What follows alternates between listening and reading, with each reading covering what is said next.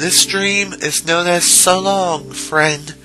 Even when he is trying to look detached, his true feelings show though. He is timid, cowardly, and gentle. He might try his best to put on a threatening expression, but the smile that comes afterward is incredibly sweet and almost worshipful. This is why Kiam is always telling him to forget it. This happens when they are parted of bar stools on evening a day's pay in the quarry, or walking through the marketplace, standing on the stone-paved roadway. But why, big brother? Tobal says with a pout. He always calls Kiam big brother, and though Kiam has never asked for his companionship, he takes every opportunity to follow him around. He is worshipful, in a sense. Please take me with you, big brother Kiam, when you leave this town. He begs like a child, even though he is old enough to have a regular job. Sailing over the ocean, crossing continents, traveling anywhere you like.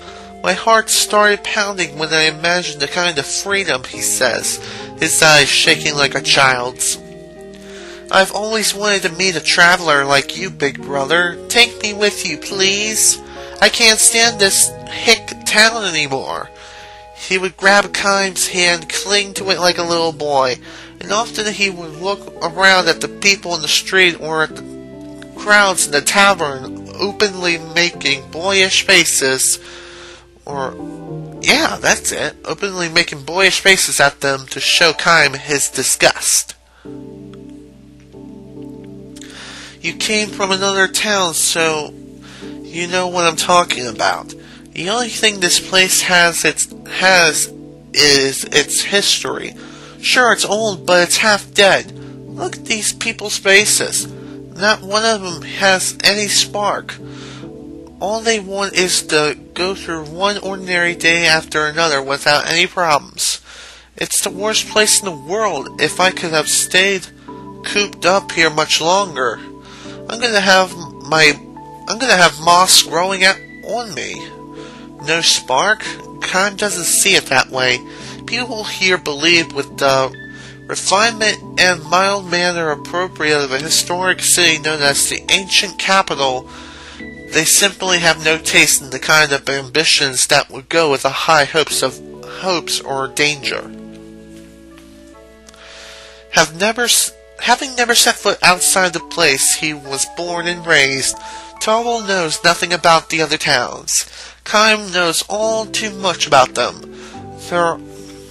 There are those who used to be left in right banks of a single town separated only by a river, but which now cling into hatred in intense and ongoing war. Towns in the grip of famine, where the residents snatch food from one another. Economically flourishing towns rampant with crime driven by greed. Towns of rotting houses abandoned by the people in search of wealth and prosperity, while just over the hill there sparkle boom towns where the people celebrate their riches all night long. On his endless journey, Kiam has seen towns without number, and he not only thinks to himself, but says to Tobal, "This is a good town," but praise is the last thing Toby wants to hear about his hometown. "You must be joking," he says. "Not at all," says Kiam. "This really is a good town. I'm telling you, it can't be true. No place is perfect, of course. I'm not talking about perfection. You've only been here 6 months or so. You don't know I've been stuck in this town since the day I was born. You can't know how I feel. I'm bored out of my mind. I'm sick of this place. I can't stand it anymore." Excuse me. Kiam is not unaware of what Toby is trying to tell him. Still, but no. Kiam shakes his head and gives Tobal Tobal a sour smile. You know, he says, there are some people in this world who would give anything to give a taste of what it's like to have enough peaceful days to make you bored. Well, that may be so. I think you're lucky to have been born in a town like this where people are so happy. That's actually very true. You definitely should keep this in mind when you're living in your hometown. When you sleep in an inn in this town, you don't have to keep your ear cocked all night for threatening sounds in the hallway. Young women can walk the streets all night without a dagger for protection. The children have plenty of plain but nourishing food, and they could play outdoors until the sun goes down. Life on the road teaches you these things. The more towns you see, the more deeply the lesson leaves its marks on you. The kind of thing that Tobal takes for granted are in fact the inseparable keys to happiness. I think that's how it is. I'm not sure, big brother. Isn't happiness making your dreams come true? If all you need to do is go on living in peace and security, what's the point in living at all? Tobal is not just being preserved and arguing for the sake of arguing. Eyes locked on Kiam as he's asking these questions in all seriousness and security. Kiam realizes that Tobal is an absolutely straightforward fellow, and that precisely because he had uncomfortable, untouched, unbringing, he has come to feel constrained in the town where he was born. The irony of it calls forth a twinge of pain in Kiam's breasts. This, in turn, provokes him to challenge Tobal. So tell me, what is your dream? My dream? That's obvious, isn't it? To get the hell out of this place as soon as possible. And go where? Anywhere but here. And what will you do then when you get there? I don't know. What if you end up someplace that's not all what you were expecting? I said, I don't know, didn't I? Stop being so hard on me, big brother. I'm not being hard on you. These are things you have to think about. Well, I've had enough. An outsider like you can't possibly know how I feel. Though he stalks away in anger, Tobal will be back in the morning as worshipful as ever of his big brother. He has a simple, carefree personality of a child. Tobal had a wife, the young, still girlish Angela, whom he has known since childhood. Angela carries within her the crystallization of their love. Tobal will soon become a father. Tobal's parents, relatives, and friends showing their blessing upon the young couple who will soon be young parents. But Tobal says to Kiam, I don't want this. Glowering, he all but spits the words out as the two sit at the far end of the tavern's bar. Don't want to be a father? Kiam asks, which only increases the bitterness of Tobal's expression. Tobal nods, but as if to negate this answer, he mutters, No, I'm glad enough to have a kid. How can I not be happy about that? But I know, I just don't want this. I just don't want this. He can't quite put it in words, he says. He cocks his head a few times as if to explain it to himself, and then he swings down his liquor. You don't have a family, do you, big brother? No, I don't. What does it feel like to be all alone in this world? Kiam's only answer is a strained smile. Tobal interrupts Kiam's expression and silence to suit himself. You're absolutely free, right? Of course you are. No load to bear, no leg irons. You think kids are leg irons? In a word, yes. To tell the truth, Angela is too. And my parents, when they get old, they'll be another burden. Working every day for Angela and the kid, raising the kid, taking care of my old parents, and my life ends. That's what the birth of a child is. It's a life sentence. You're stuck. Kiam does not nod in agreement with this. Neither does he try to argue against it. Tobal interrupts this silence too as he sees fit. I know what you're thinking, he frowns. Shut up, kid. You don't know what you're talking about. Kiam says nothing. Tobal uncomfortably looks away. I'm glad, he says, more to himself than to Kiam. I'm glad to be having a kid with Angela. I'm going to do everything I can for them. It's true. I won't lie to you. You have to believe me, big brother. I really am happy. And I know I'm going to have to work hard. Yes, I know, says Kiam.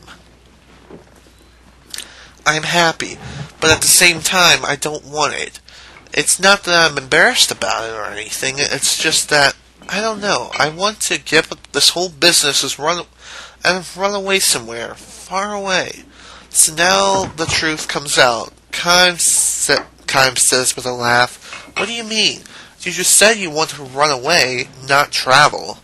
This is probably Tobal's true feelings in which he gives grudge assent. I suppose so. How else can I put it? Kiam also wishes he had been a little tougher on Tobal. How would Tobal answer if he said, for example, you know, Tobal, you started talking about traveling with me around time Angela's belly started to swell.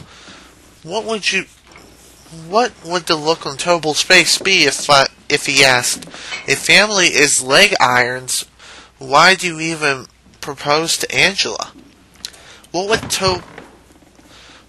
Tobal shift his gaze if he confronted with, you know, Tobal, if you want to get out of this town so badly, you don't have to travel with me, just take off by yourself. But Kiam doesn't have the meanness to ask such a question, nor does he give the meeting people's private affairs. Instead, he drains his cup, his last few drops, and says only, Let's get out of here.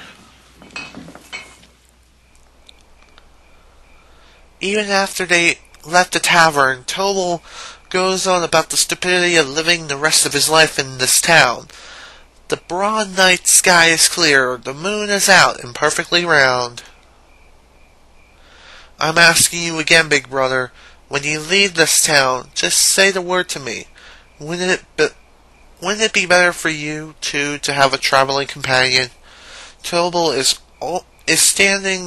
starting to go in circles again when Kiam interrupts him. Didn't you want to get out of here all by yourself? Traveling with a companion is not exactly a solo trip. No, well, you see, you're right. I just go part way with you. You can take me along a little while, and I'll take off on my own. You just slowed me down. I know that. Traveling is hard, sure, and my life might even be in danger sometimes. I know that, but that's what makes it so thrilling. Risking your life is no game. Look, if I turn out to be a drag to you, you can just leave me behind. That's it. I wouldn't mind that. I mean, look, I'm ready to leave my parents and my wife and kid behind. This is never going to end. Kiam nods and with a sigh and says, All right, you'll take me with you? Tobal's face lights up. I've been in this town too long, says Kiam. It's about time for me to get out of here, walking with the wind in my face. Yeah, that is. That's it. Walk with the wind in your face. Life on the road. Where do you leave? It's getting pretty late in the year. You don't want to be on the road in the winter, do you? Say, how about after the snow in the past is melted? Kiam points to the moon hanging in the sky. Huh? Total seems puzzled as he looks up. The night of the moon is perfectly round again after it's worn and waxed, meaning exactly 1 month from tonight. Tobal's face starts to move as if he wants to say something. He probably wants to say, "That's too soon." His face betrays a look of hesitation and confusion that was absent when he was engaged in this usual endless chatter. A month from now? That's in the middle of winter, big brother. I know that. Won't it be hard getting through the pass? You don't want to go? No, that's not it. If you don't like it, you'll have to come with me. I'm leaving the night of the next full moon. That's all there is to it. Okay then, big brother. I'll go. I'm definitely in. The night of the next full moon. Angela would be having her baby right after then.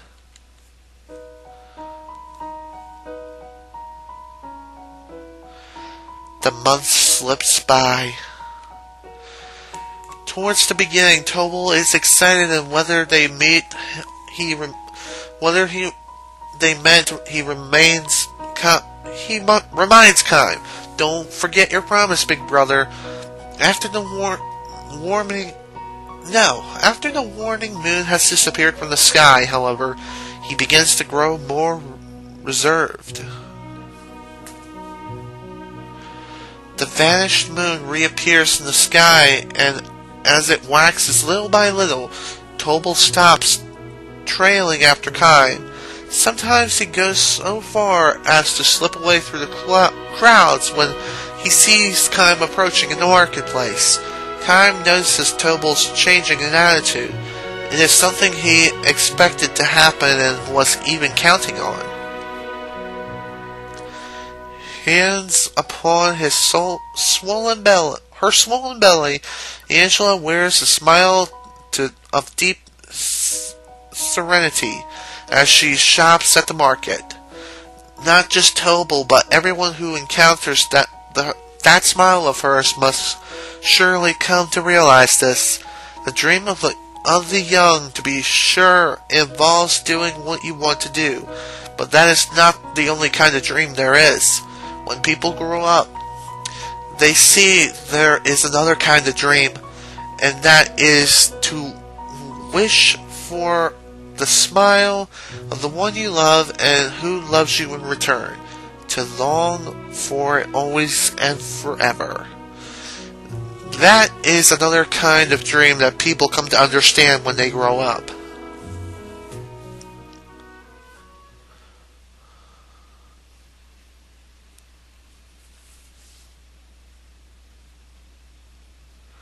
The moon is full again. It is the perfect roundness. The moon floods the empty, stone-paved road with brilliant light. Tobal comes running out of breath to the empty room where Kiam has completed his preparations for travel. Tobal is carrying nothing. He has not even changed out of his everyday clothing. Big brother, I'm so sorry, he pants, gasping for breath. He ducks his head repeatedly before Kiam an apology. You changed your mind? Kiam asked, trying not to smile. No, not at all. I'm going to go. I'm planning to go with you, big brother. Only Angela went into labor as the sun was going down, he says. They called the town's most skilled and experienced midwife, but Tobal still hasn't heard the baby cry. The birth is taking much longer than it should. Angela is giving it everything she's got, My mother and father are praying for all they're worth. So, at least until the baby's safely born, I want to stay with Angela. She says it calms her down to hold my hand, so well, I really can't leave her now. Kiam nods to him with full understanding. So please, big brother, wait just a little longer. As soon as I seen the baby born, I'll leave home. I swear I'll definitely go just a little longer. Even as he speaks, he felt at stamping even as he speaks, his feet are stamping impatiently on the ground with his eagerness to rush back home. I understand, says Kiam. I'll wait until the moon is directly overhead in the night sky. Don't worry, it won't take long. You'll just have to wait a little while, just a very short while. No hurry, but on the other hand, I want you to promise me one thing. What's that? When the baby is born, I want you to hold it in both your arms. No, wait, that was wrong. When the baby is born, I want you to hold it in your arms. Don't come back here until you've held the baby. Understood? Tobal looks at him with a puzzled expression, but he nods in agreement and says, Understood, I'll do exactly that, big brother. So, be sure to wait for me. Tobal charges out of the room with even greater force than when he came in. The sound of his footsteps running to the stone pavement draws away, and when Kiam is sure he is gone, a smile slowly spreads across his face.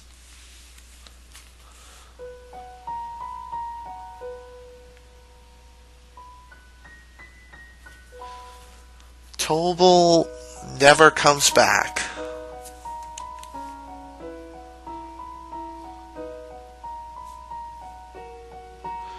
As the moon reaches its zenith and begins to dip towards the west, signs of light appear in the eastern sky. Kiam approaches the mountain pass to the edge of town. He will be traveling alone. Heading up to the pass, he walks swiftly as if to shake off the sounds of Tobal's voice remaining in his ear. Big brother Kiam, I'm sorry, big brother, I'm sorry. He can imagine the voice all too clearly, and Tobal bowing his head in abject apology. There is no need for him to hear the actual voice. Long after he left the town, he will continue to see Tobal's worshipful smile in the eyes of his mind. Tobal will not have provided much support as a traveling companion, but a journey together would likely have given them both much to laugh about. But never mind, this is just fine. Kiam tells himself up his pace and even more. He is not the last bit resentful or angry at Tobal for having broken his promise. Quite the contrary. He would like to bless Tobal for having chosen to stay with his native place and protect his home. All the more so because it is the dream that can never come true for Kiam himself. A fringe wind tears through the pre-dawn pass. If the cries of a newborn baby could ride in the wind to be heard up here, Kiam chuckles at a thought. Will Tobal abandon his dream to leave his town, or will he start looking for another big brother who he could conceal his fear of going on the road alone? Kiam has no way to tell. Best to leave it unresolved. Tobal could not take on the road the night his child was born. The hands with which he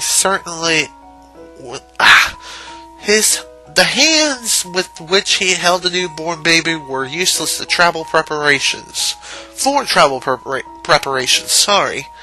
If only the reason he took one step towards becoming a grown-up. Let's go. Kiam mutters to himself as he crosses over the pass. Look, Angela, he's smiling.